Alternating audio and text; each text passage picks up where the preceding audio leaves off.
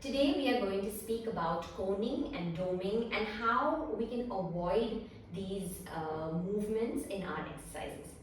So firstly, what is coning and doming?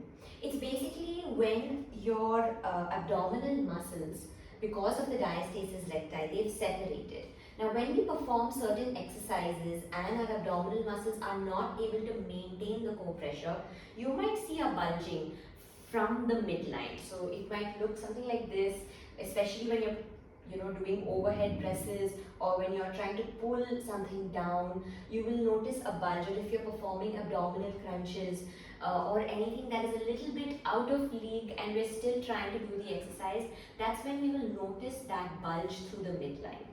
So why do we not want the bulge? Because if we continue to perform exercises which create and push into the abdominal walls, then we are not healing the core. We might feel pressure on the lower back, we might even feel pressure in our pelvic floor, and so the exercises that we're doing instead of strengthening us are going to take us 2 steps back.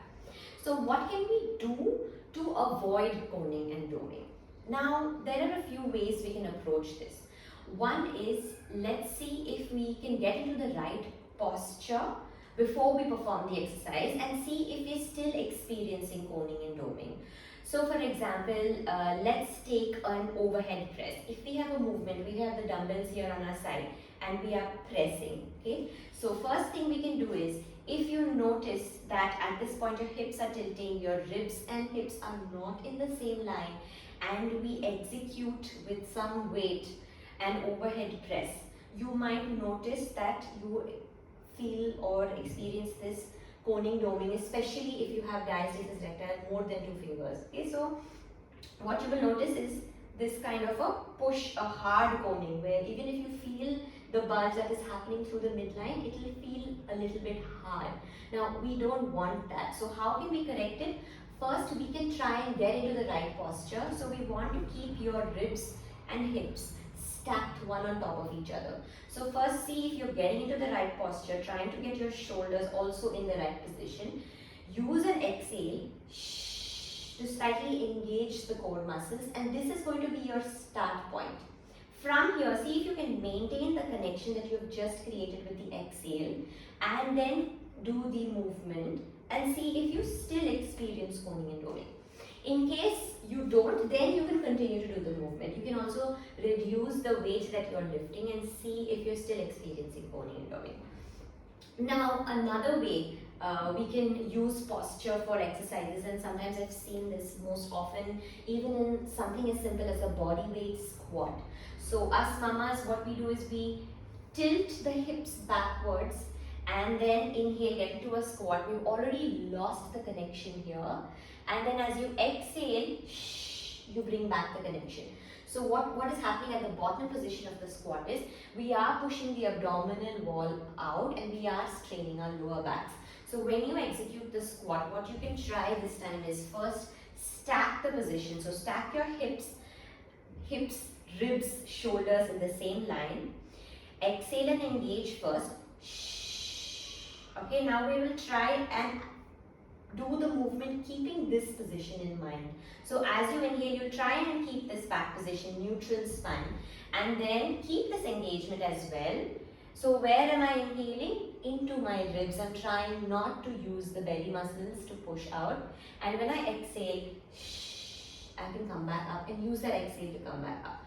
Okay, so this is how posture can help us in different exercises if you're experiencing coning doming. Now, the second way we can help ourselves is by modifying the exercise. So, for example, a simple exercise like a plank. We are on the wall or we are on the floor. Let's say if you're on the floor and you experience coning, which means you're here and no matter how much you try to exhale and engage, or even tuck the tailbone under, you are unable to maintain that core pressure and you notice a bulge. You could even try to feel and see, is it a hard bulge or a soft bulge? If it's a soft bulge and you're not experiencing any back pain, then we are okay to do the exercise. However, if you're in that position experiencing a hard bulge and discomfort and you're not able to maintain core pressure, that means this exercise at this moment is too challenging for us and we need to use an easier option. So we can do the same exercise with the wall. So we are modifying. And in this position here, you can use the same thing. You're stacking your hips and ribs. Use the exhale to engage, connect, and then find your plank position. So same thing for other simple exercises, like let's say in our program you will see the dead bug. Okay, so for the dead bug exercise, this is your start position. We maintain core pressure and we lift the other leg up. Now here, maintaining a neutral spine for some of us is okay, but when we take the opposite hand and leg down, you might notice a bulge or coning, doming at this point of time. So if this is happening to you, that means we might not be ready to straighten the leg completely. So at this point of time, you can use a slightly easier modification. So when we use this modification, we make sure that we're able to maintain the core pressure throughout the exercise, okay? So we are not holding our breath, but we are maintaining this engagement. Now for some of us, it might feel really strange. What is this engagement? How do I feel it? Well, our connection breath video is a really good one for you to lean back into when you're confused about this. But I'm going to explain it a little bit here as well. If you're lost about how to connect with the pelvic floor and your transverse abdominal muscles, you can use a prop, a Pilates ball, or if you don't have that, you can even use a cushion. So for today, I will use the cushion. Okay, and what we're thinking of is using it in between our thighs to give us just some physical feedback. When you inhale, you relax, and as you're exhaling, you're making a shush sound, gently squeezing into the pillow, and imagine lifting the pelvic floor up like you're drawing a blueberry up from the floor. Okay, so there is some engagement. We're also thinking of bringing your hip bones together and stacking your ribs over the hips. Okay, so if you maintain this kind of engagement in most of the core exercises, whether you're inhaling or exhaling, unless we ask you to relax on the inhale. Okay, so I hope this